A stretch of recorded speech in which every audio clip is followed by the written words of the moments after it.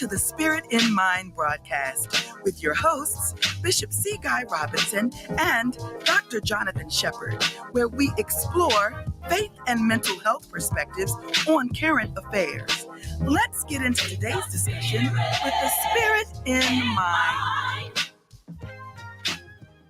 Well, hello, everyone, and welcome to Spirit in Mind, where we discuss current affairs with faith and mental health perspectives. I'm Bishop Guy Robinson, and it is once again a blessing to be with you on all of our formats. Welcome if you're listening from Praise 106 here in Baltimore. We're glad that you're with us here live. If you're driving in the car or text somebody, pull over, tell them turn to Praise 106 because it's time for Spirit in Mind or any of our other venues. We're glad you're with us today. Let somebody know that it is time for Spirit in Mind. And of course, we do this together with my colleague and friend, Dr. Jonathan Shepard. Great day, Dr. Shepard. Yes, Bishop. Good day to you also. How are you doing? I am doing well. Let's see if we can get you there. All right. All right. Welcome to Spirit in Mind. Again, to our family that's joining us. We're grateful for everyone that makes this happen. Malik, our engineer here at Praise 106, and to Minister Kat Henderson. It takes a whole team to make this happen, and we're grateful for the Spirit in Mind team. And listen, again, you can let somebody know we're here, and Dr. Shepard always does us the honors of letting us know the various ways to stay connected throughout the week because it's all about the power of connection. So, Dr. Shepard, how can people stay connected with Spirit in Mind? Absolutely. So for those who are on the radio listening to us, please let 106.1 FM know that you are enjoying this broadcast. Thank you. We've been hearing from positive feedback as those have been joining us each week. Please go to our Spirit in Mind Facebook page and our YouTube channel. We need some more subscribers. We need you to go there, hit subscribe. That way we will know, you will know when we go on the air and when we have other special events. So please do that. Have any questions, you can always even email us at spiritinmindhealth@gmail.com. And if you need to get in direct contact with Bishop, Bishop is very accessible. He is the pastor of the Tabernacle Church, and he has also social media outlets. If you're on our social media outlet right now, you see some of those ways in which you can contact him. You can reach out to me also if you're in need of direct care services. As you listen to these broadcasts, you may realize that you are in need of some mental health direct care services. You can reach out to me. I'll gladly help you and point you in the right direction. So we are looking forward to an awesome show this afternoon.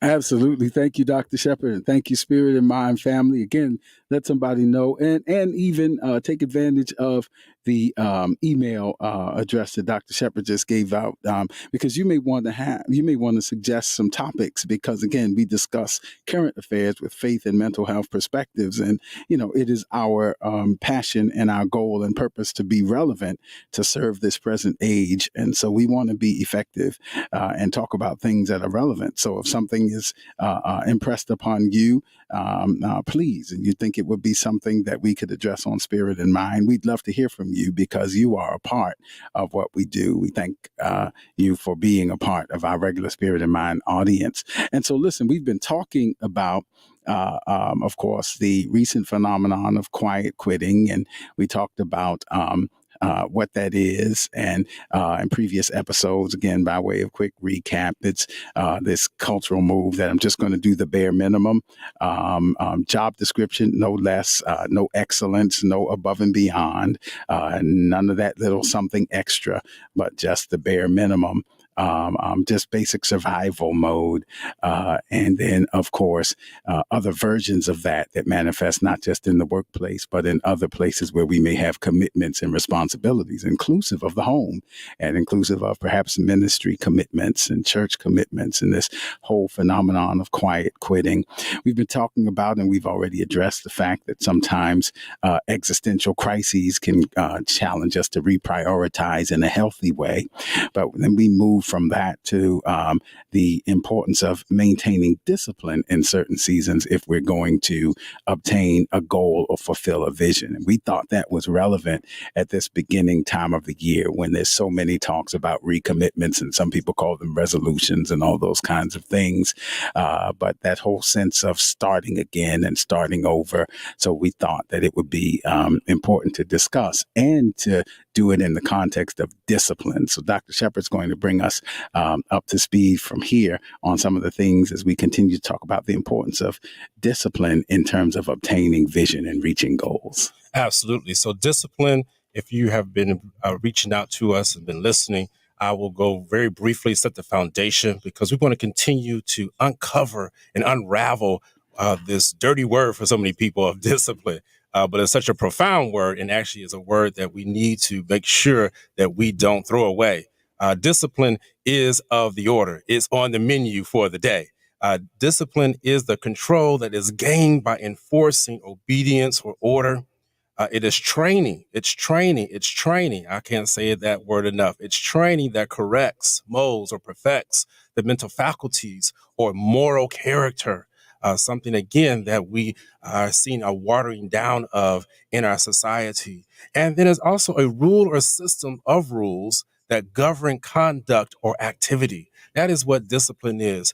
Those three important definitions help lay the foundation, because what we are seeing, and you continue to see even on your job in your home, is where people have said, I'll do it my own way. I don't want to do it anybody else's way. And the pandemic actually helped in fostering that, because we had to do some things our own way. But even as I was listening to the news this morning, how people are returning back to the office. People are returning back now, and they expect by May that the majority of the people will be coming back to the office. If not 3 days, 4 days a week, there is a rule of system or a system of rules that will govern your conduct or activity when you go back into the office. You cannot handle business the same way at home as you do in the office. Oh, Bishop, I sure hope you don't do that. By God. There is a system of rules in which we are governed in our activity. Yeah. And let me tell you, that is so important, because people today say, I don't need order, Dr. Shepherd. I don't need a leader. I'm my own leader. I'm my own best person. Well, you are the leader of your household. That makes sense. But when we come together to be able to interact and be able to see what each other offers, there must be discipline in place. And I'll leave it with this, Bishop, as we were talking last week. We're talking about growth, and we mentioned how if we're going to be able to mature and be able to grow, discipline must be in place. You can't have growth, you can't have maturity unless there is discipline. And so I would even question a person's growth or maturity if they don't have a lack of discipline. Oh boy, Dr. Shepherd, this is good. And I think it's so important, inclusive of, I'm so glad that you referenced that piece about the world of employment and human resources, because I saw a similar expert to give some statistics to say that actually only that there's been a sharp decrease in the number of jobs that are at home only. That only, actually, she gave a number. She said about 13% now, and that has decreased significantly since the onset of the pandemic. So now only about 13% of the jobs that are available are virtual, if you will. And one of the reasons is because, as you said, employers are starting to call people back in and that brings us to something I would like to kind of just put out there. There's a distinction sometimes between what we can do and perhaps what we should do, because sometimes you may have the technology to do things in a certain way or from home. I can do this from home, but also personality plays into that, I would argue. By that, I mean, we have to know ourselves. Are we what we call more of an intrinsically motivated person or an externally motivated person, which means that, some of the employers were arguing that productivity was not quite the same, or the little nuances, because It takes a certain kind of personality to maximize being self-employed, if you will. There's a personality factor in there as well. It's not just do you have the skill set, but do I have the personality that can be motivated? And other persons perhaps are more extroverted, and maybe you're motivated by the sounds of the office and people around you. So we also have to consider personality, because again, that personality can influence productivity.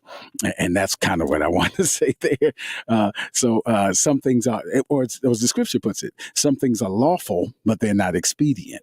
It doesn't produce the very best, so just because it's capable. And I think we're dealing with that in terms of so many things right now, that we have the technology to do it.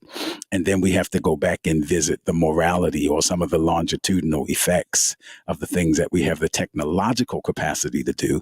Then we have to deal with the deontology of it and the sense of obligation. And, so we can.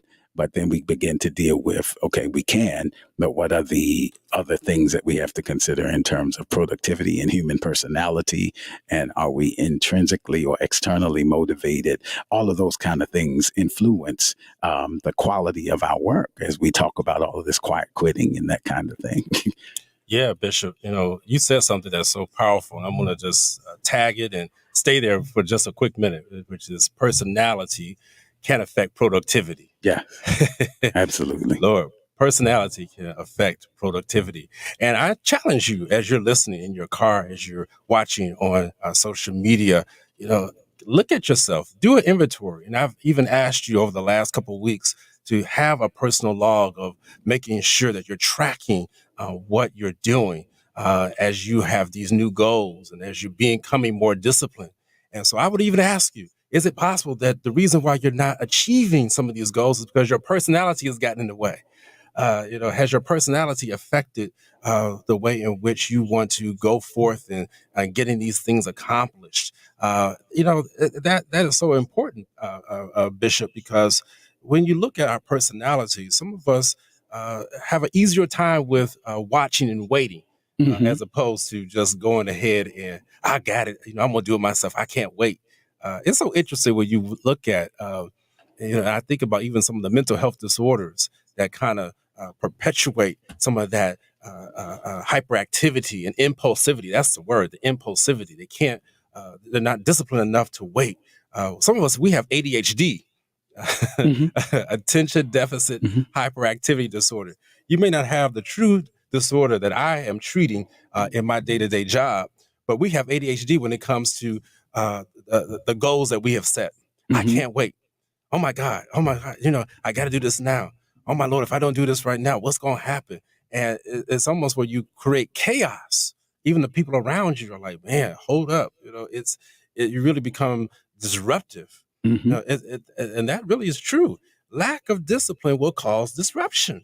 Yeah. And so you find yourself grabbing for things or wishing this would happen. And so one of the topics I wanted to address today is that ability to watch and to wait with expectation, because that is so key.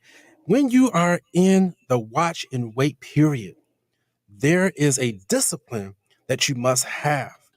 When you're watching to remain focused and you're watching to remain on target. Watch means to remain focused on a target. So you're tuned into the event or activity of interest. When you have quietly quit, your lack of concentration is evident. So people may not say, oh, what's going on with you? Because again, you're trying to be subtle about it, but you know that. And anybody who can trace back your steps and look at what you're doing, they can notice that your concentration is off. What you used to be focused in on and what you used to be passionate about, it's no longer there. You have lost that focus. You've lost that concentration of that thing that you've been wanting to accomplish. And again, the show is here to encourage you to get back on track, to get back on that focus. And then we look at the word wait. That is to have patience because your turn is coming to be serviced. So you wait in line. And a lot of folks don't want to wait in line, Bishop. Man, you think about the different customer service lines that you have to wait on, and you'll see people cut the line. This past week, I had to wait on the phone 30 some minutes for customer service. I dare not say which company, but I had to wait on, on the line for 30 minutes to make sure that my issue was resolved. Now, I could have said, I'm a busy doctor. I don't have time to wait. Go ahead and just, hang up the phone and just be mad. But no, Bishop, I had to exercise discipline. And for some of us, again, it feels like it's going to kill us. It's almost like a knife going to us because we don't want to wait those 30 minutes. And I understand we know time is of the essence. Yes, I get it. But we don't realize what's going on the back end. Right. Of why there's been so much time. Ooh, that's powerful. We don't understand sometimes why there is so much wait time that's needed. Because if you're watching and waiting, when you are disciplined, there's some things that are being worked out inside of you. I'm sure Bishop can touch that on that spiritually, but I want to stay with the emotional piece. Some of us are not ready for the next level promotion, or if we're ready for the next level blessing, or even just for the next job opportunity, because we've got this toxicity that has built up within us. How dare you try to go to another job and you're still quiet quitting? Because you'll take that attitude over with you to the next job. Oh, I know I'm right. Just because you are now done with that job and you're now there bitter and quiet quitting, yes, you have to check your attitude, because that attitude will reflect on that next job. So we have to be very careful in that, Bishop. I'm going to stop right there, but that watching, waiting, and how it incorporates with discipline has been so key to me today. Oh my goodness, and it's important. I'll touch in with the grammar of it. We sometimes forget that waiting, grammarly speaking, is a verb. And from grammar, that verb, that is an action word. So actually actions are happening while we wait, even when we feel like nothing is happening. When scripture speaks of wait on the things are happening, and sometimes waiting feels like it's inactivity, but waiting is not inactivity, because by definition to wait is a verb. And so something is happening, even if it is beyond our immediate perception or understanding at the moment. And sometimes in hindsight, we'll see how things were working together while we were waiting. And so that's very important. But it's very hard to do that, even in terms of the discipline that you've been discussing, when we have some cultural forces that battle us. And I would like to, one of them being, of course, the culture of convenience.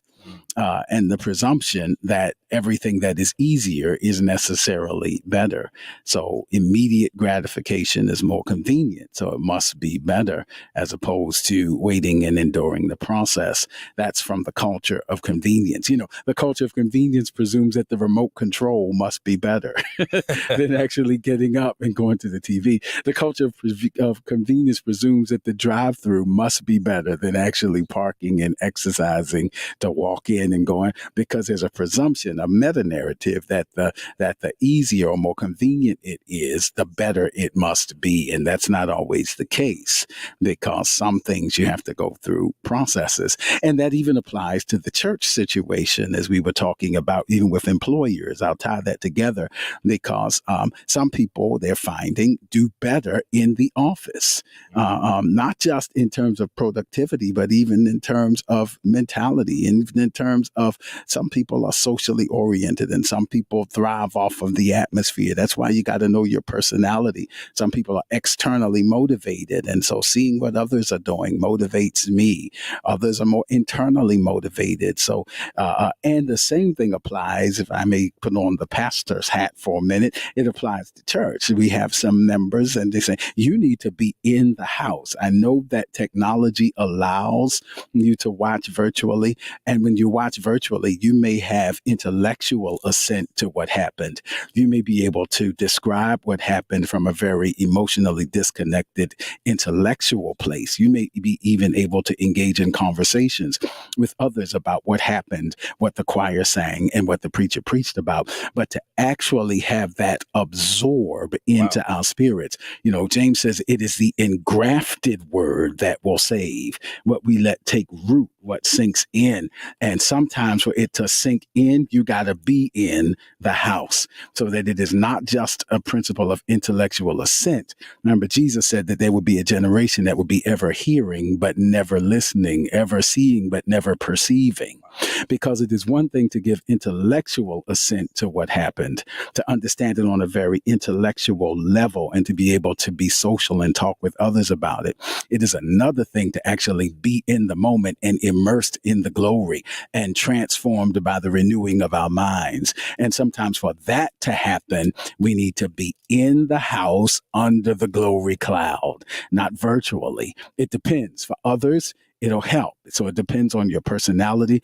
And we have to be honest enough to say, I know what's going on, but I'm not spiritually growing by way of this virtual thing. And we got to be open to godly counsel that says you're stuck. You're here every week online, but your discipleship, your discipline is not what it used to be. And so because some things, you still just got to be there. Wow. Thank you, Bishop. Thank you. I'm sorry. I'm going to sit down and put my cape on. Wow, Bishop. As I was even texting to our social media audience about the engrafted word needed to be absorbed. Yeah. That is so key, because even in the world of telehealth, where telehealth medicine, as I talk to my colleagues and other persons such as myself who are administering medicine, administering care or treatment through a screen, as even if you're watching me right now, it's different than being in the studio with us right now. There's a vibe that occurs. And I tell people, I sometimes can feel that vibe as we're going through telehealth, and that takes discernment.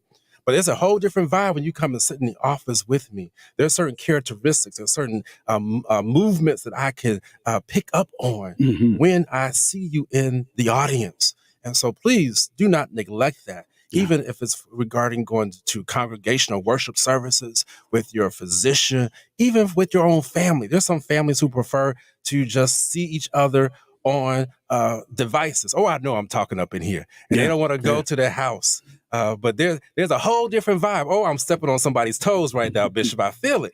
You need to go back to that person's home and be able to get that thing right. Yeah, even in school, Dr. Shepard, real quick, because I'm teach on the campus of college campus, and there's some students. I'm sorry. Yes, we can Zoom it, but you need to be in the class. Your grades are better. Your class participation, your contribution to the conversation is better, because when you're not, you're in and out. Your face is up 1 minute, your name is up another. You're asking questions that have already been answered because you're there, but you're also somewhere else. And I don't know whether you're in your dorm room or whether you're on the parking lot or whether you're at a party or at a McDonald's. But when you write your paper, when you submit your work, I can tell, because it's hard to discuss critical thinking and the kinds of things that, that's what I teach. When your mind is not fully immersed in that moment, you can't multitask. So it applies to church, it applies to families, it applies to school, all of them. Sometimes you need the discipline to show up. Oh my goodness. Wow. Go ahead, Dr. Thank you, Bishop, because it's true, because the results were shown. So, don't argue with us if the results are not what you want, because it is going to show up. So you have to look at what you have put in. And Bishop, that leads us to where we're going to go for some from weeks ahead, because one of the things that has dropped on me, and I love acronyms, and I've been studying on what it requires for us to be disciplined, which requires growth, which leads us then to wholeness. And so it's 3 Ds that I have now put together. And I'm sure we can take some time as we go through these remainder weeks on what it takes to be disciplined. That's the word that starts with a D, but number 1 is diet. What fuels you helps you to be disciplined. So the knowing your diet, make sure you have the right diet so you can be disciplined. Number 2, you want to make sure that there is some discomfort. Yeah. Yes, sir. Oh, man. Oh, my Lord. Yeah, people. Oh, I'm turning this off. No, you don't. Don't turn that radio off. No, we are going to talk about discomfort. If you're going to be disciplined, there is going to be some discomfort there. And I hesitated for a reason, not because I know what to say, because there is going to be discomfort. You're not going to feel well as you are disciplined. Yes. And let me just say the last one is really, again, discipleship, which you've already talked about. And knowing that in the middle of that, there's going to be some lag time, because when you're being discipled, you're not jumping from from the altar, if you would, if you use the church, if you become saved or you just get a new promotion to that next level, there is some lag time up in there. So in order to be able to grow, there are 3 Ds. You got to have discipline, which is discipleship. I'll just use it that way. Diet's got to be in order, and there's going to be some discomfort. Bishop, I'll leave that alone. Oh my goodness. Listen, we hope that Spirit of Mind has been helpful to you. Listen, we got a few minutes left, but we want to, we're doing this to encourage you to stay in the process. We know that, again, there's been a lot of trauma and traumatic experiences and things, and existential crises are real. Bishop Walter Hawkins' words are still so very prophetic when he said tragedies are commonplace, and all kinds of diseases, and people are slipping away, and all these things can have an effect on us, and there's social unrest. And even now, as we're doing this, we're remembering persons who have been the victims of violence and various forms of trauma, and even the secondary trauma from watching some things that have been horrific, even involving law enforcement and other things.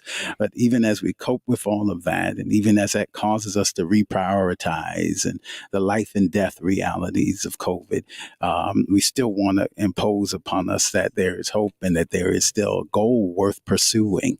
And that's going to require discipline. And that's what we talk about on Spirit and Mind. So if any of this helps you, you find any of this to be helpful, and we certainly pray that you do, again, let us know and encourage someone to join us. Dr. Shepherd, I think we got about 15 seconds. Yeah, Bishop, I was just going to say, in regards to Tyree Nichols, you look at those officers and you pray to God that they would have used discipline. I'm hearing now that there may have been even a connection between Tyree girlfriend and an ex female who was dating one of the officers. And so I'm understanding that there may be connection there. I pray to God that we're able to utilize discipline, because even when something has hurt you, you still have to be disciplined to know how to be able to handle yourself without getting out of order.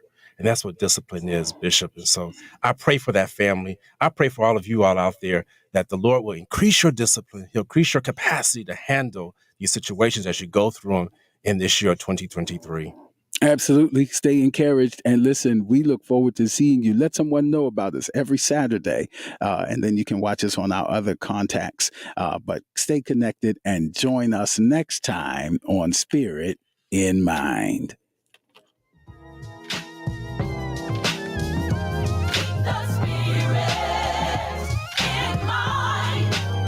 Forget to follow us on social media. We're on Facebook at Spirit in Mind, and we're also on Instagram at Spirit in Mind Live. Join us next time for a new episode of Spirit in Mind. It's the Spirit in Mind. It's the Spirit in Mind. Keep the Spirit.